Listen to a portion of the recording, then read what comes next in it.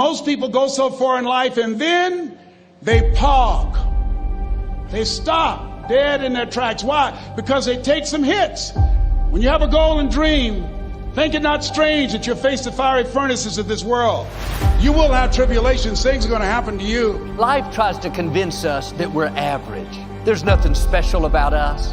We have too many obstacles. We'll never accomplish our dreams.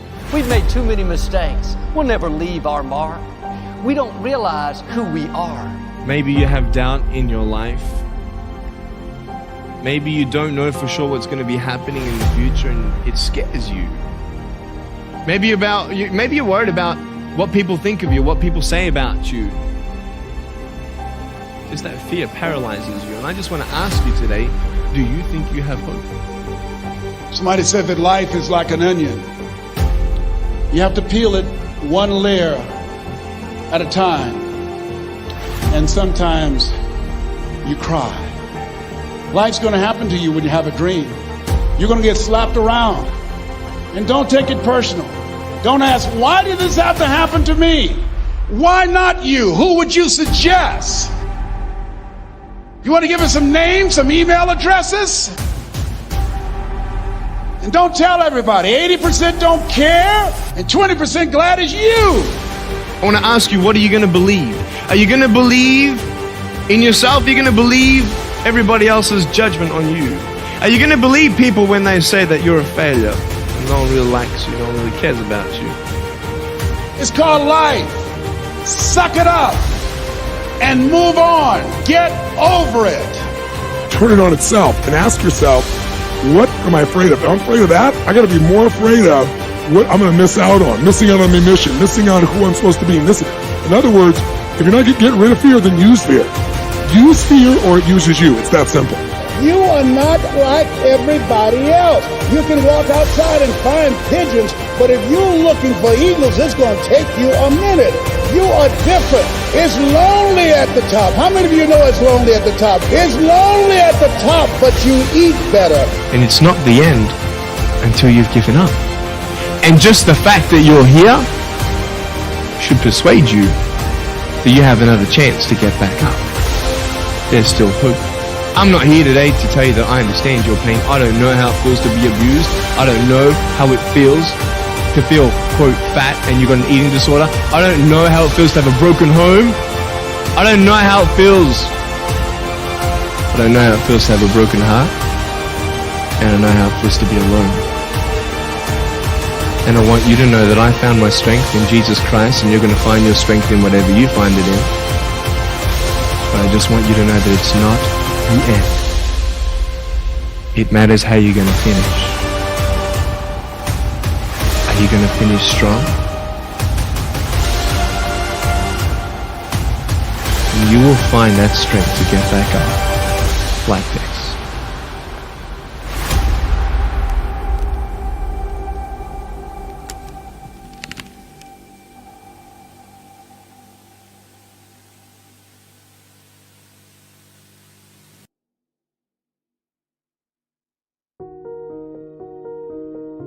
Your present or past results have absolutely nothing to do with what's going to happen from this point forward.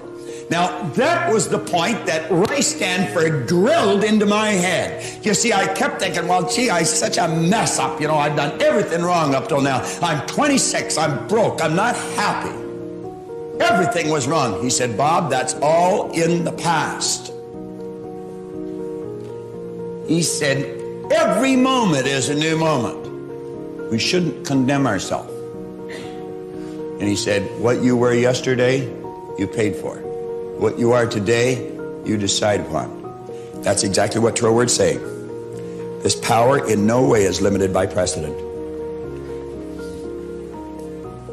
Even in a creative state, we sometimes don't understand that. Do you know why airplanes, right up to today almost, have wings on them? Because birds have wings. Birds fly, they have wings. If you're going to get a plane to fly, you got to put wings on it. Do you? No. We've got planes flying without wings today. You know why? Never did need wings. But you see, the thinking was, to a degree, limited by precedent. Birds fly with wings. Planes have to have wings. Planes do not have to have wings. You're creative. If you can visualize it, you can do it. It doesn't matter what it is. That's what Hill said. Anything the mind can conceive and believe, it can achieve. There is no more effective way of operating in the world than to conceptualize the highest good that you can and then strive to attain it. There's no more practical pathway to the kind of success that you could have if you actually knew what success was.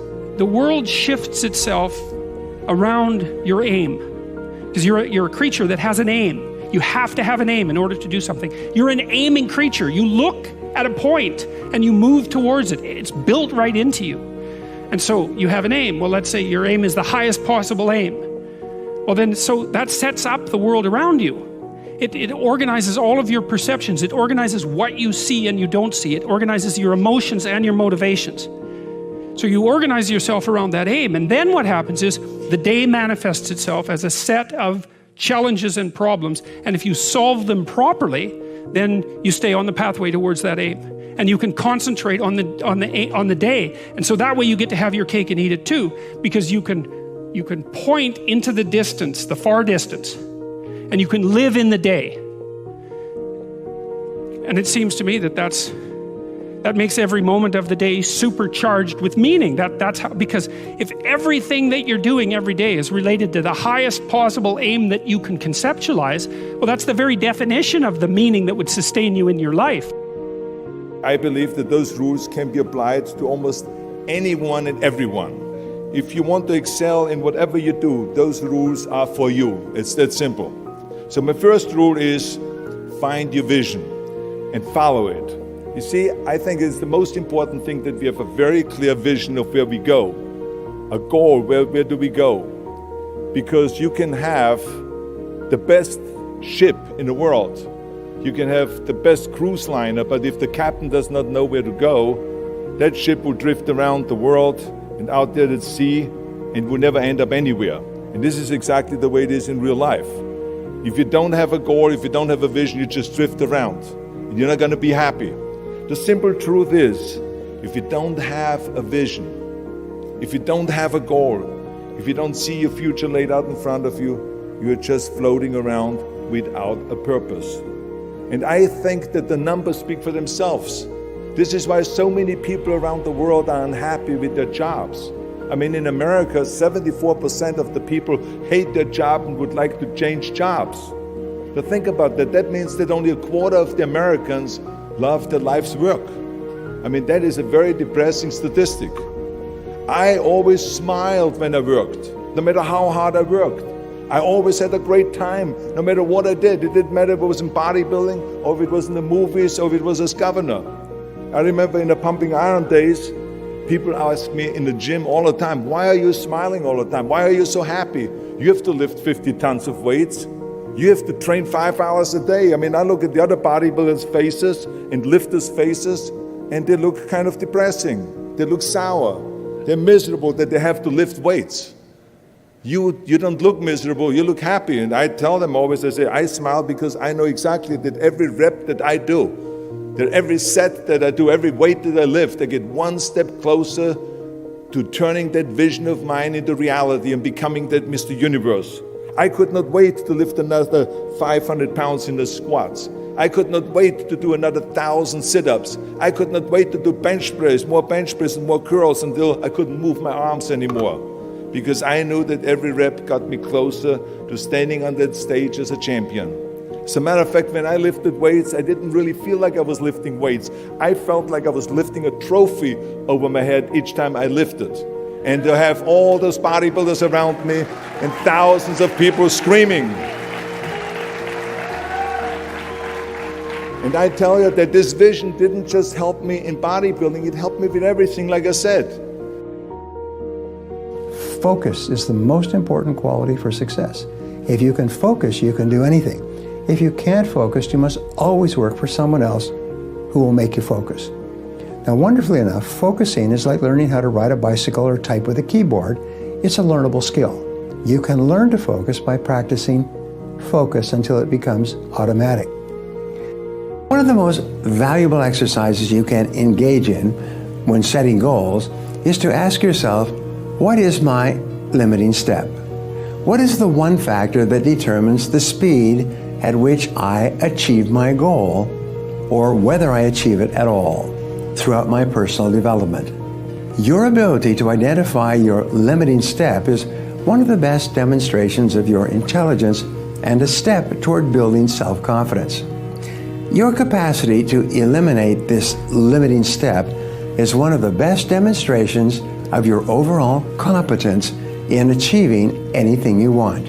In studying everything that has been written or said about personal development and success, the conclusion I came to was that your level of self-confidence is probably the critical factor in everything you accomplish.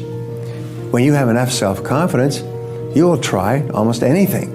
Because success is largely a matter of averages or probabilities, the more things you try, the more likely it is that you will achieve greatly. The same is true for you. By setting goals, trying more things, engaging in more activities, and exploring more opportunities, your probabilities of success increase dramatically. The only real limiting step that you might have is your level of self-confidence. When you reach the point at which you believe in yourself absolutely, the barriers that exist in your external world will not stop you. If you want to be a better leader, understand and then practice these 3 I's. Number 1, inspiration. The job of a leader really is to inspire other people. If you look at Steve Jobs, you look at Elon Musk, you look at Nelson Mandela, you look at Sergey Brin of Google, you look at a Rembrandt or a Picasso, these people were incredibly inspired. They were not only incredibly inspired, they were inspirational to other people. I mean, there's that incredible story of Steve Jobs, and a lot of people say Steve Jobs wasn't a nice person.